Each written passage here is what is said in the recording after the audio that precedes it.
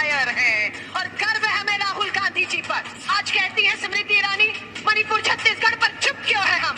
लानत है, शर्म आती है तुम पर महिला मंत्री होकर, संसद में खड़ी होकर मणिपुर चुप रहती हो। जब रक्षक भक्षक बन जाएंगे, जब रक्षक भक्षक बन जाएंगे तो हमें अपनी सुरक्षा में हथियार रखने हो। मणिपुर की बहनों के साथ जो अपराध हुआ है उस पर हम बात करें, उनके जख्मों पर मलहम लगाए और उन्हें न्याय दिलाए। पर प्रधानमंत्री मोदी जी चर्चा में भाग लेने की बजाय चर्चा से भाग रहे हैं। वो भाई की कलाई में जब रक्षा का बंधन बांधती है तो आपसे रक्षा की उम्मीद करती है। वो चाहती है उन भेड़ियों से आप उन्हें बचाएं जिन्होंने इन्हें घेर कर इन्हें असुरक्षित किया हुआ है। आपकी माँ, आपकी बहन, आपकी बेटियां देखने में कोमल जरूर हैं, पर उनकी गलतफहमी दूर आपको करनी है। जो इनकी कोमलता को इनकी कमजोरी समझ बैठने की गलती कर देते हैं। ये कोमल है, कमजोर नहीं। आधी आबादी अपनी लड़ाई को लड़ रहा है। मैं यहाँ जो आधी आबादी बैठी है आपसे पूछना चाहूंगी, मैं क्या सब इनकी बात कर रही हूँ जो इधर बैठी है या अपनी? इस आधी आबादी में आपकी माँ, आपकी बहन, आपकी बेटी शामिल है। ये लड़ाई आपको लड़नी होगी। मणिपुर की भीड़ में जब दो बेटियों को नग्न करके सामूहिक बलात्कार किया जा रहा था, भीड़ में कौन था पीछे? पूरे कर्नाटक चुनाव में हमने अपने भाई को असम पुलिस के साथ जो है संघर्ष करते हुए देखा।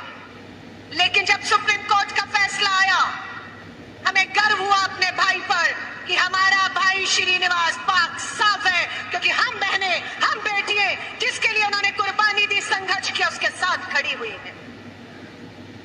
आपको याद है भारत जोड़ो यात्रा में श्री राहुल गांधी जी से मां, बहन, बेटियां मिली, गले मिली और रोई। अपने साथ हो रहे यौन उत्पीड़न, शोषण का जिक्र श्री राहुल गांधी जी से भारत की बेटियों ने किया। क्या हुआ?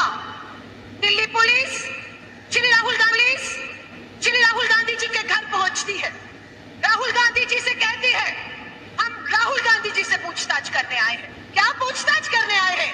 कि राहुल गांधी जी ने कहा है भारत जोड़ो यात्रा के दौरान बहुत सी बेटियां उनसे मिली हैं जिनके साथ गलत काम, यौन उत्पीड़न, शोषण, बलात्कार हुए हैं। हम उसकी जानकारी चाहते हैं।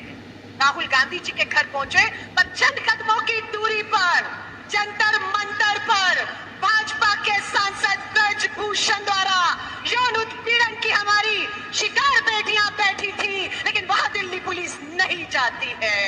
वही बेटियां थी, हम बताना चाहते हैं। जब एफआईआर हुई ब्रजभूषण भाजपा के उस सांसद के खिलाफ, जब सुप्रीम कोर्ट ने फटकार लगाई, तब एफआईआर हुई ब्रजभूषण के खिलाफ। गिरफ्तारी हुई? नहीं हुई, क्योंकि भाजपा का सांसद है, उसके पास सत्ता है, इसलिए उसकी गिरफ्तारी नहीं हुई। क्या हुआ? चार्जशीट हुई, कोर्ट गए, कोर्ट में क्या फैसला आया? ब्रजभूषण को जमानत दे दी जाती है। क्यों जमानत दे दी गई? कारण दिल्ली पुलिस ने कोर्ट में जाकर जमानत का विरोध करना जरूरी नहीं समझा, क्योंकि वो दिल्ली पुलिस देश के तानाशाह अमित शाह के अधीन है, इसलिए उन्होंने उस केस में कुछ नहीं बोला। ये वो भाजपा है जो हरियाणा के राम रहीम, सुनिएगा, 7वीं बार पैरोल मिलती है राम रहीम को। क्या आरोप है राम रहीम पर? राम रहीम ने बेटियों के साथ बलात्कार, यौन शोषण और हत्या की 20 साल की उसे सजा मिलती है। लेकिन क्या होता है?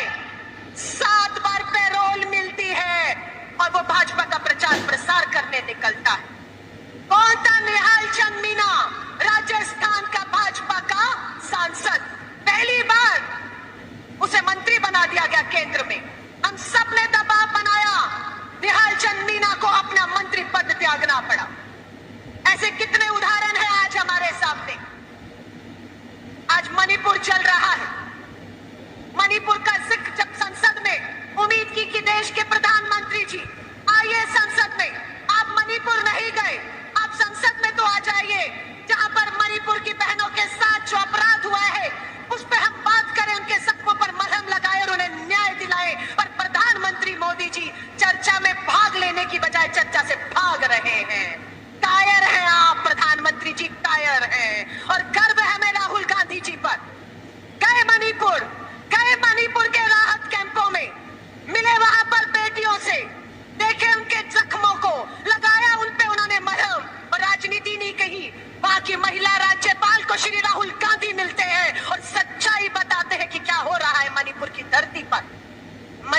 महिला राज्यपाल सामने आई और आते ही कहा कि मैंने अपने पूरे जीवन काल में इस तरह की हिंसा और महिलाओं के साथ इस तरह से अपराध होते हुए नहीं देखा। एक महिला राज्यपाल असहाय महसूस कर रही है। वो महिला राज्यपाल रो रो कर कह रही थी टीवी पर कि मैं प्रधानमंत्री जी से समय मांग रही हूं। मैं देश की प्रथम महिला राष्ट्रपति आदिवासी जो समाज से अब ये समय मांग रही हूं। मैं ऊपर तक लिख कर दे चुकी हूं। ये महिला राज्यपाल महिला मणिपुर की बताती है, पर न्याय नहीं है। सोचिए, आपसे कहूंगी, ये आधी आबादी की लड़ाई है।